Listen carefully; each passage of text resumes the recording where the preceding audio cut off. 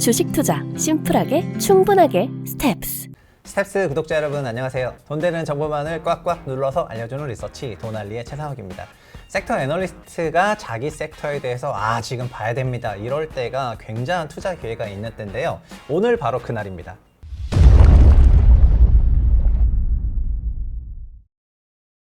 네, 오늘은 하나투자증권에서 음식료 섹터를 담당하시는 한유정 애널리스트님을 모시고 왜 보고서 제목을 오래 기다리셨습니다 라고 하셨는지 한번 파헤쳐 보겠습니다. 안녕하세요.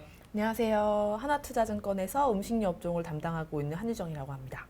예, 오랜만입니다. 네, 그렇습니다. 저희가 지난번에 K푸드부터 시작해서 국내 음식료 산업들도 굉장히 글로벌화되고 있다는 거를 가지고 돈알리를 촬영을 했었고요. 그리고 뭐 불닭볶음면으로 대표되는 삼행식품에 대한 그런 얘기도 있었는데, 사실 상반기에 제가 리포트를 좀 찾아봤는데 그렇게 큰 의견이 없으시다가 바로 5월 중순부터 하반기 전망을 하실 때 굉장히 좀 의견이 긍정적으로 바뀌신 것 같아요. 그래서 어떤 부분에서 이런 의견이 좀 바뀌었는지에 대해서 여쭤보고 싶습니다. 첫 번째 질문은 뭐냐면은 지금 음식료 산업이 상반기 좀 어땠고 하반기 좀 어땠는지 전반적인 뷰가 어떤지부터 설명 부탁드리겠습니다.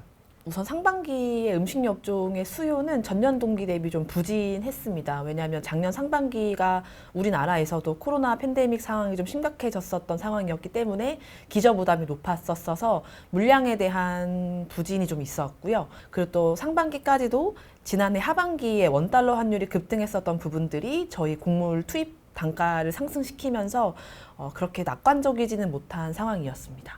하반기는 어떻게 보시는데요? 하반기부터는 물량이 평년 정도 수준으로 좀 안정적으로 유지가 될 거라고 보고 있습니다. 크게 증가되지도 않지만 크게 감소되지도 않는 좀 안정기에 진입할 걸로 보고 있고요. 판가 같은 경우에는 많이 체감하시겠지만 사실 오랜 기간 동안 계속해서 상승을 해왔었기 때문에 판가는 이미 높아져 있는 상황이고, 환율이나 곡물가는 피크아웃하면서 원가 상승 부담이 완화되면서 기업들의 이익 체력이 좀 좋아지는 초기에 진입할 수 있을 거라고 보고 있습니다. 그러니까 판가는 올려놨는데 지금 그 원가 부분인 곡물 가격이 조금 하향 안정화 추세인가 보죠? 네, 맞습니다. 상반기에 충분히 하락세를 보여줬고요. 하반기에도 저는 추가적으로 하락세를 이어갈 걸로 보고 있기 때문에 상반기보다 하반기에 더 내려가고 23년보다는 24년도에 투입 단가는 더 내려갈 걸로 전망을 하고 있습니다. 그럼 좀 더 긴 시계열로 보면은 올해 상반기보다 하반기가 당연히 실적이 좀 좋아질 것 같은데, 연간으로 보더라도 당연히 내년이 올해보다 좀 더 좋아질 거라고 생각을 하는 부분이 있으니까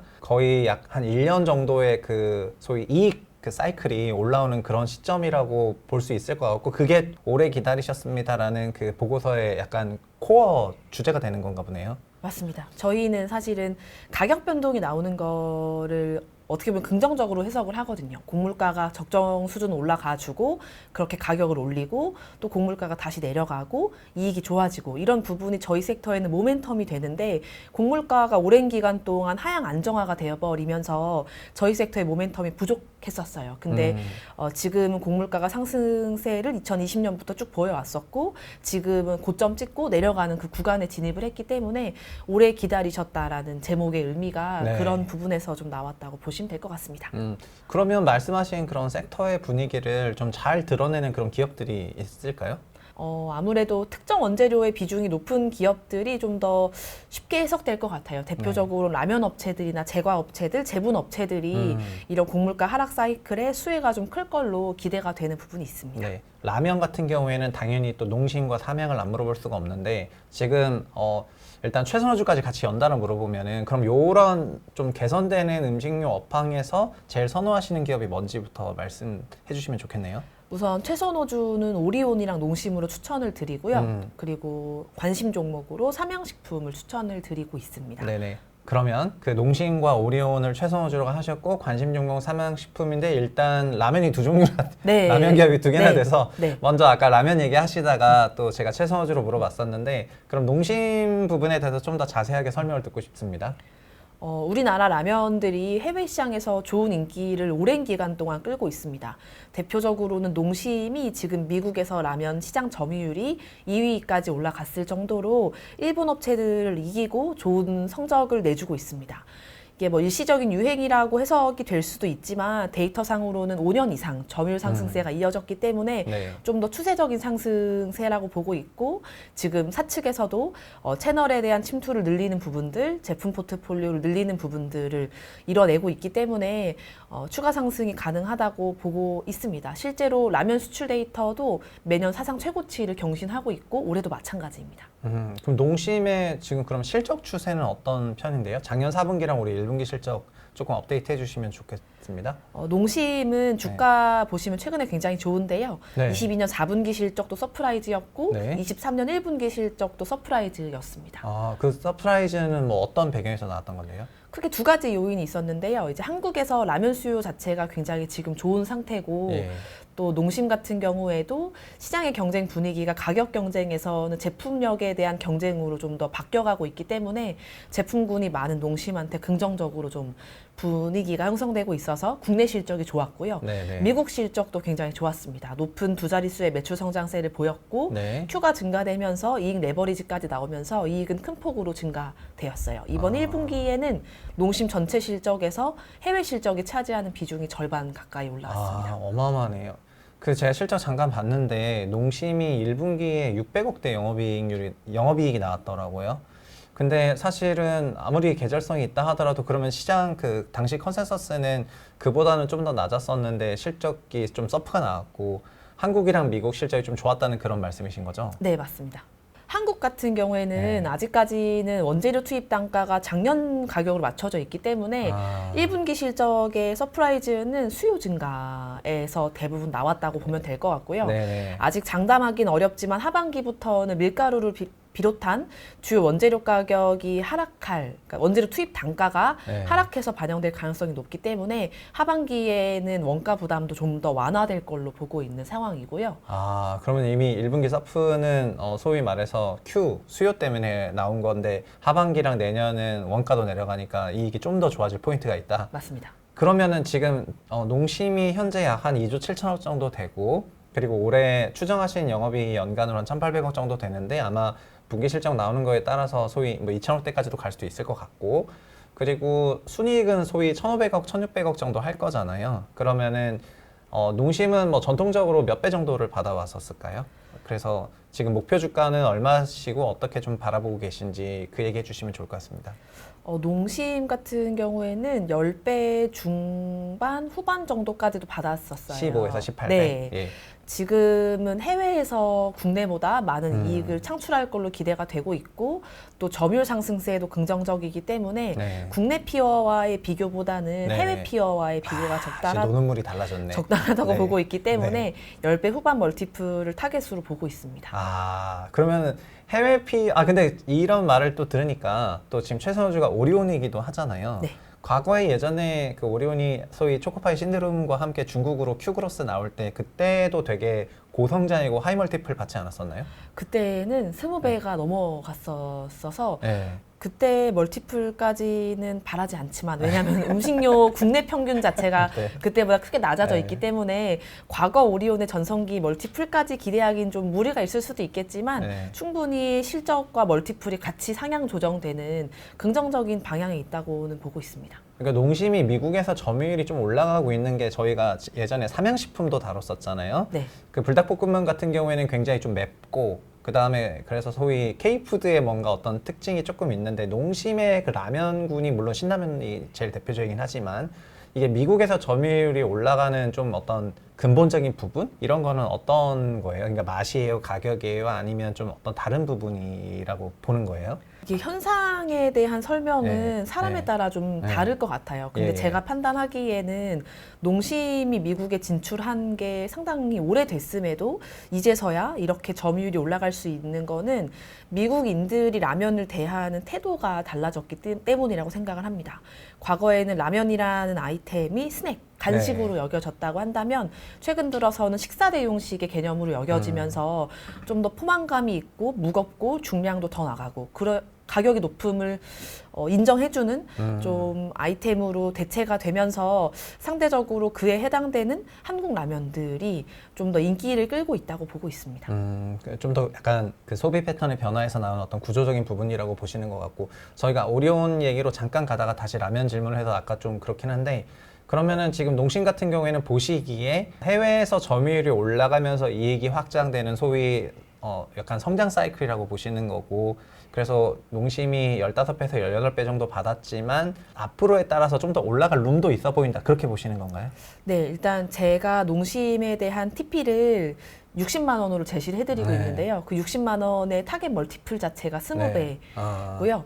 이익 전망치도 추가로 상향 조정될 가능성이 있습니다. 좀 전에 그러겠죠. 말씀드린 예, 것처럼 예. 원가가 예. 계속 내려가고 있기 때문에 또 하반기에 제가 전망하는 것처럼 곡물가가 내려갔을 때 또 네. 지금은 원달러 환율이 1,300원대에서 횡보하고 있지만 환율도 또 하락했을 때에는 추가적으로 조정해야 되는 부분이 있기 때문에 이익에 대해서 멀티플에 대해서 룸이 많이 남아있다고 보고 있습니다. 네. 그럼 저희가 좋은 얘기를 진짜 많이 했는데, 이런 건 혹시나 조금 약간 위험 요인이다 이런 것도 조금 있을까요? 이런 약간 여러 가지 장밋빛 전망과 이런 부분에 대해서 조금 변화 요인이 있으면 이건 우려하는 게 좋을 것 같다. 라면 업계의 암흑기가 이제 17, 18년도였는데요. 네. 그때 당시에는 국내 라면 시장에서 가격 경쟁이 너무 과열됐었던 상황이었습니다. 그래서 예. 기업들의 이익이 다 같이 무너지는 상황이 있었기 때문에 그런 상황이 하반기에 재현된다고 하면 또 판관비 증가 부담으로 좀 작용되면서 좀 실적이 흔들릴 우려는 남아 있습니다. 네네. 그러면 라면 얘기하고 오리온 가면 좋을 것 같은데, 삼양식품은 좀 더 업데이트 해주실 내용이 있을까요? 삼양식품은 농심이랑 좀 상반된 실적이 최근에 나왔었어요. 농심은 22년 4분기, 23년 1분기 실적이 서프라이즈였음에도 네. 삼양식품은 22년 4분기, 23년 1분기까지도 전년 동기 대비로 이익이 감소하는 부진한 이익이 나와서 예. 좀 투자자분들이 실망을 했었는데요. 네네. 삼양식품은 지금 좀 과도기에 있다고 보고 있습니다. 회사의 수출 매출이 급격한 성장세를 이뤄내면서 지난해 하반기에는 밀양 신공장이 가동되기도 했고 네. 또 밀양 신공장이 가동되면서 캐파가 보완됐기 때문에 제품 포트폴리오의 강화 측면에서도 브랜드 투자가 좀 들어가고 있는 부분들이 있어서 단기 실적 부진이라고 보고 있고요. 네. 하반기부터는 이익도 개선될 수 있을 거라고 전망하고 있습니다. 네네. 일단 삼양식품은 멀티플 자체가 좀 싼 편이에요. 10배 정도고, 확실히 어떤 여러 가지 포트폴리오와 성장성 이런 부분에 시장이 다른 가치를 주는 것 같고요. 그럼 마지막으로 또 최선호 주가 또 오리온이라고 하셔가지고 오리온 투자 포인트 짚어주시면 좋겠습니다.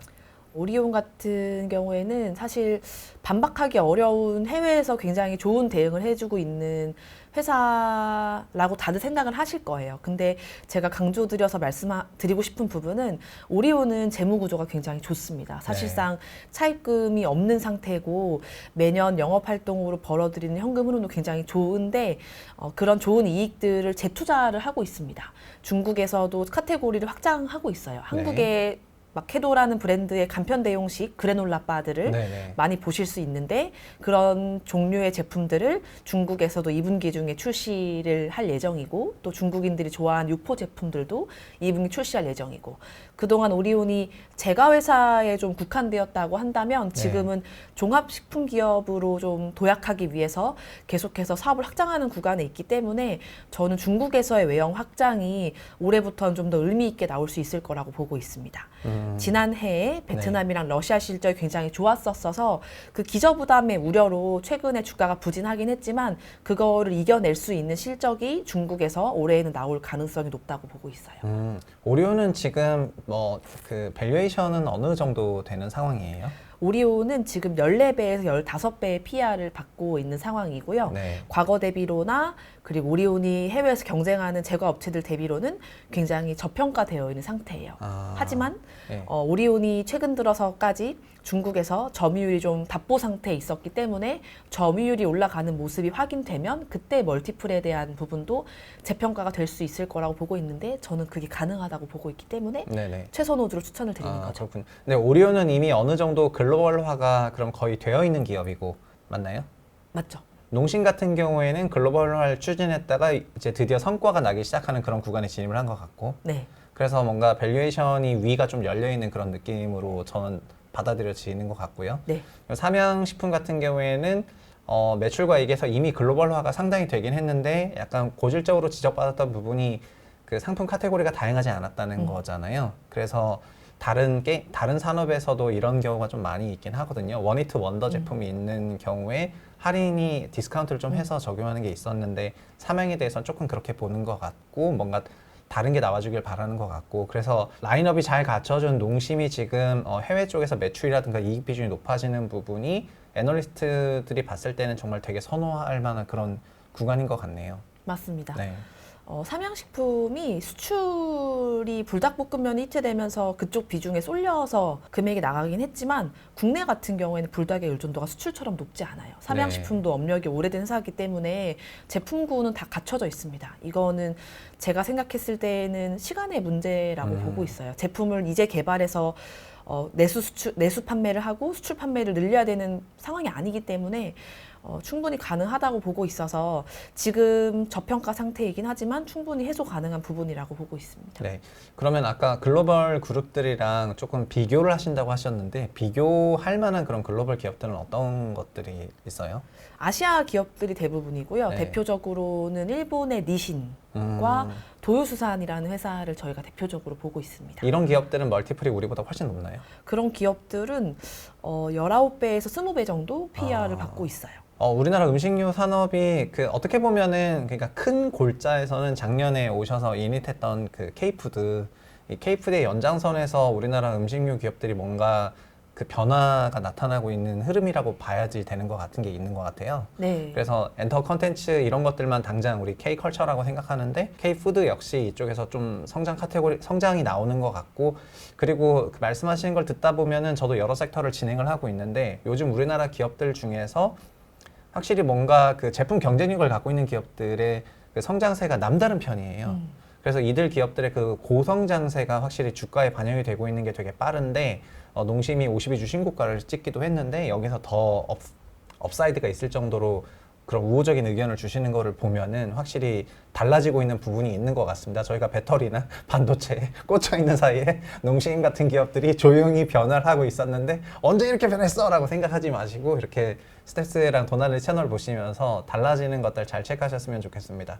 오늘 그 나와주신 분은 하나투자증권에서 음식료 섹터 담당하시는 한유정 애널리스트님이시고요. 또 화장품 섹터도 담당하시니까 다음에 화장품도 여쭤보도록 하겠습니다. 그리고 저희가 성장산업이라고 하는 것이 꼭 이런 하이테크 기업들만 성장산업이 아니라 여러 문화나 컨텐츠, 음식료 산업들도 얼마든지 성장산업이 될 수 있고 그 안에 투자 기회가 있기 때문에 오늘 영상이 투자에 도움이 되셨으면 하는 그런 바람입니다. 저는 인사하고 마무리 짓도록 하겠습니다. 감사합니다. 감사합니다.